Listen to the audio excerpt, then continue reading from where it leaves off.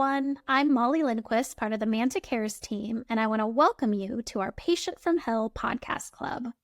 The purpose of the Patient from Hell PCORI episodes, funded by the Patient-Centered Outcomes Research Institute, is to bring PCORI-funded researchers onto the podcast to share their research so more of us can learn about it and use it to help us in our own lives as patients or care partners. And the podcast club gives us the opportunity to chat with members of our community to get their thoughts on each episode. So today I'm super excited to chat with the fabulous Megan Claire Chase, Breast Cancer Program Director of our nonprofit partner, Share Cancer Support. Share Cancer Support is a national nonprofit that supports, educates, and empowers anyone who has been diagnosed with breast or gynecologic cancers, and provides outreach to the general public about signs and symptoms. So we're going to speak with Megan Claire about her personal experience with breast cancer, the work that Share Cancer Support does, as well as get some of her thoughts on episode 51 of the Patient from Hell podcast, Breast Cancer Recurrence Detection with a Caregiver Turned Oncologist, Dr. Fumiko Chino. So Megan, with that, if you wouldn't mind sharing a little bit about your breast cancer story, that would be fantastic. Well, I am so happy to be here. Great to see you again. So, I was diagnosed under 40 with stage 2A invasive lobular breast cancer. In fact, today, when we're recording this, it's actually the cancerversary of my biopsy. So that is something many of us, when we're diagnosed, we don't forget those major moments leading up to the diagnosis. And I had strange symptoms, and my doctors did not believe me for over 2.5 years because nothing screamed breast cancer, and I was not 40 yet. But I was able to get a mammogram because my mother is an ovarian cancer survivor. And so they were like, okay, I was able to get one covered, I should say, because anyone can get a mammogram anytime. But for it to be covered, you're supposed to be 40. But I got one at 35, and they were like, hey, you're clear. Come back when you're 40. I'm like, okay. And just strange things. And I did all the right things. I advocated for myself. I knew something wasn't right. I just kept being gaslit or dismissed. And it wasn't until I felt it, and it literally seemed to come out of nowhere. And it was huge. It was palpable. And then everyone kind of just sprung into action. And I remember when I was told about the type of breast cancer I had, I didn't even know that there were so many different types of breast cancer, because all you ever hear is just the term breast cancer. You don't hear about all the other types of it. And lobular specifically, I'm a Black woman, and I'm coming to you from Atlanta, Georgia. And, right? And that's rare in Black women. I've only met one other who had lobular, and I am 8 years, soon to be 9 years post-cancer, or as I like to say, in a relationship with Ned, no evidence of disease. I love sharing your boyfriend Ned with you, Megan Claire. That's fantastic. Yeah. And so, a lot of people ask me, how did I get into advocacy and ultimately where I am now as the breast cancer program director at Share Cancer Support? So my background is actually in media and marketing. I was working for a media company when I got diagnosed. And it was through my own experiences. And I was thinking to myself, I'm hitting a lot of barriers. I learned about this whole world of adolescent and young adult cancer since I was diagnosed under 40. Granted, the older end of the under 40, which is a different experience, actually. And then discovering, the type of cancer I had, and I'm asking all these questions, and I'm getting told, oh, well, we don't know, or we don't know. I'm like, why don't you know? And fertility questions, it just wasn't handled well. And I kept thinking to myself, if I'm having these issues, and I am someone that has a lot of health literacy because I come from a family that has a lot of cancer, So I was like, if I'm having difficulty, imagine if English wasn't my first language. Imagine if I didn't have the education that I did. Imagine if I wasn't so vocal. And that really upset me. And so once I, quote unquote, made it to the survivorship stage, that was hard. And I was not prepared for how lonely that would feel. And I was looking, to try and find some resources, and I wasn't finding blogs or anything that really spoke to my situation because I am single, probably chronically single at this point. But nothing from like the single perspective, the single career woman perspective, no human children, I should say. Because I do, my cat, Nathan Egger, he passed away at 20, and I recently adopted newly named Phoebe. He was 6 years old. So I'm a cat mom, but you're right, but it really changed the trajectory of my life. And so ultimately I just started blogging, and that's how I became known in the cancer space and just naturally became this advocate. And so I started thinking to myself, I'm doing so much like after work. What if I actually got a chance to work in this space? Imagine what I could do. And so as horrific as COVID was and still is for some people, because it's not gone, it was a chance for, our country to really pause and pivot with some things in life. And that's what I did. And I just started really targeting certain organizations and people to see how I could get an in into the world of cancer, breast cancer, what have you.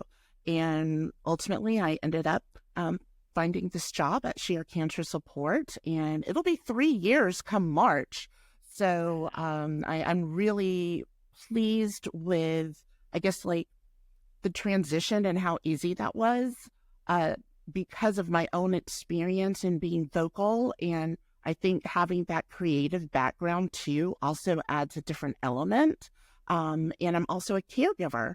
No, and I always have to tell people, no, my mother and I do not live together. But she has a rare blood cancer now, and so it's like I have a lot of different lenses that I view things. And so when I'm coming up with programming at Share, I seek to be diverse and inclusive. And that means not just in race, but in gender, how you identify, and the types of cancers that are being presented for breast. And that is something I take great pride in. That's amazing. And, the work that you do at Share, describe some of kind of your favorite things that Share provides to the community. So first off, our educational programming, it really is top notch. The fact that we've been able to get like major names in the cancer space of doctors, oncologists, researchers, in the mental health space as well is amazing. So I'm really proud of the types of educational programs. And right now, what I am super duper proud about, we received this grant from New York State because Share is based in New York City, and I work remotely in Atlanta. But this grant that we received is for Black breast cancer survivors.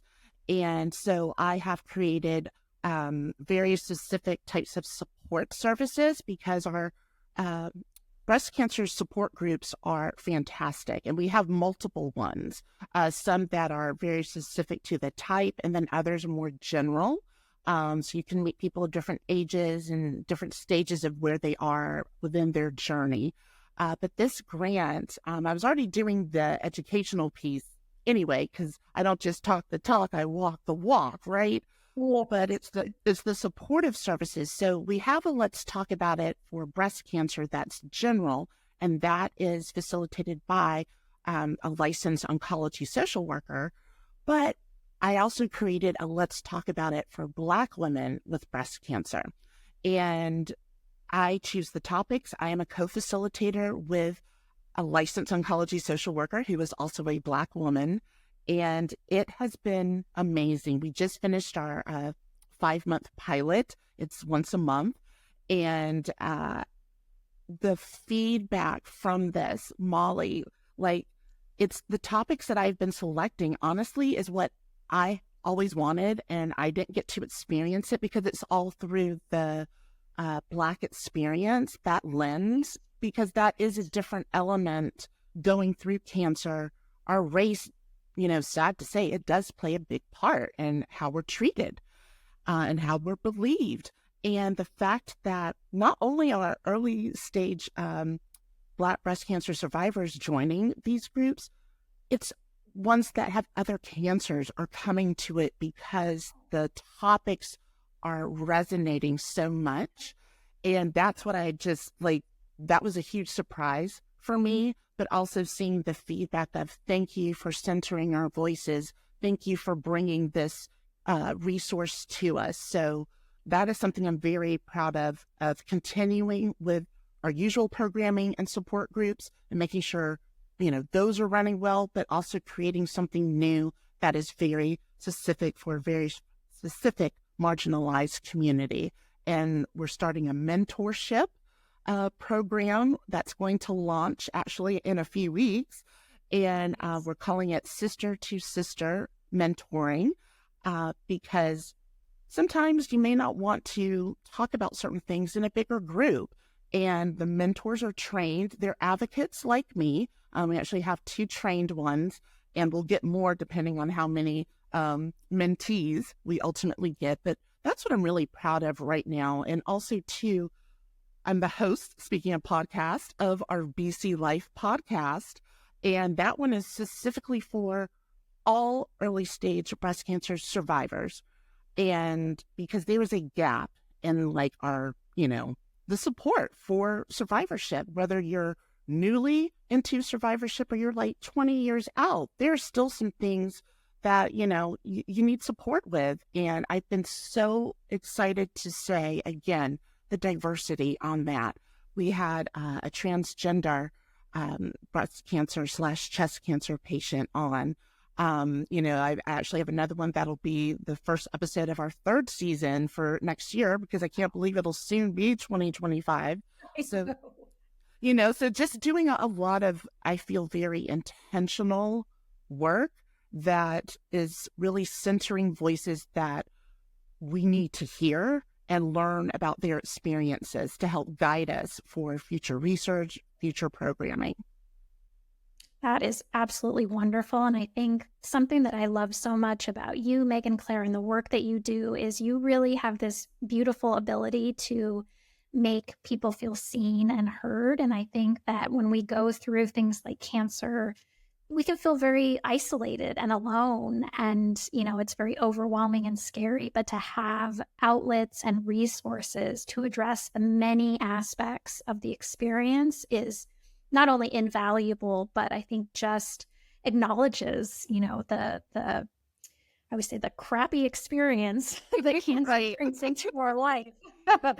But I will make sure we include a link to all of these programs you're speaking about so that people can find this support, see the great things that Cher's doing, and also check out your podcast as well, which is fantastic.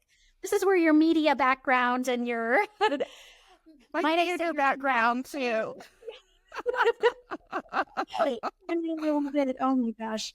Well, so let's transition into any thoughts you have on Dr. Fumiko Chino's episode on, breast cancer surveillance. Was there anything that stood out to you in that episode that either resonated or, gave you pause?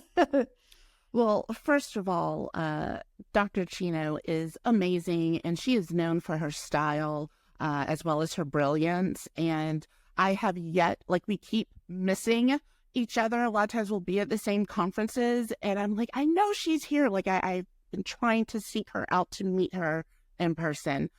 She's amazing. But what really struck me is when she said, that surveillance and the fear of recurrence is very present and for many of us, right? And a lot of times that ache or pain, we're like, oh my God, we got to like make sure we tell our doctor, but then it goes away. And the first thing I liked was that she gave guidance to her patients and saying, look, you're going to feel, maybe you slept wrong, you had a back pain and it goes away in a week. That's something, that I don't need to hear. But if it's lasting like a month and it's increasing, that's when you need to say something. And I feel like oncologists really need to help direct patients once they're ready to be like enter that survivorship stage and have that surveillance and understanding what symptoms and like kind of timing of that to look out for and how you should report that. But the one that really got me is when she said, you know what, I encourage my patients to be angry. And I appreciated that because just because it is now quote unquote over, it's not really over. And she really understands at that level of it's never really over for the patient, and our family and friends will see that externally, physically, we look healthy. We look, great. We may even look, like a superstar. I don't know. That might be me. But we look healthy. So no one can see the pain that we might be in. No one is seeing the multiple, medications that we're having to take in the morning and at night, or still dealing with side effects from the toxic treatments and surgeries, and may even have additional surgeries, and how it can be really hard to talk about it with others outside of cancer land. And I've never had or heard an oncologist say it in that way of like, I get it. Like you have every right to be angry. We so often hear, don't do that. You need to have gratitude. And it's like, you can have both. And I really would love to see more oncologists talk about that, as we think about that fear of recurrence and surveillance and keeping that line of communication open. Because something that Dr. Chino does is she brings her personality to each, appointment and really sees each patient. And I know systemically in the cancer centers and, and like maybe your specialists, there's a limited amount of time, but you can be present for that amount of time. And that is something that is just so clear when you hear of her story of how she even became an oncology radiologist, right? Like, is amazing. But you really see that she sees you. And I wish we had more oncologists and other physicians like that, because it would really help those that may have a difficult time sharing information or speaking up, build that trust. And so that is just, to me, what really stood out for me is just almost like that permission to feel angry, because you kind of feel guilty of like, well, I survived, so why should I be angry? And just her understanding that, so much wisdom, so much wisdom. Yeah. Oh, you summed it up, I think, again, and this actually circles back so beautifully also to what you are doing at Share Cancer Support, because again, it's being able to seek out that support, and unfortunately, if you don't have a Dr. Chino or someone who is, Right. I mean, not many people have a Dr. Chino, to be clear, but if you don't have someone, to your point, where you have that trust, I think it's finding places that you can go to get that support. And again, the work you're doing is so wonderful in creating those spaces for people. So Megan Claire, this has been so wonderful chatting with you. I adore you, you know that, but I appreciate you taking the time today to be a part of our podcast club and to share the great work that Share Cancer Support is doing as well. So thank you so much. Oh, thank you so much, Molly. It has been a pleasure, and I cannot wait to see you again soon. And I really appreciate this space to help elevate and amplify voices and resources.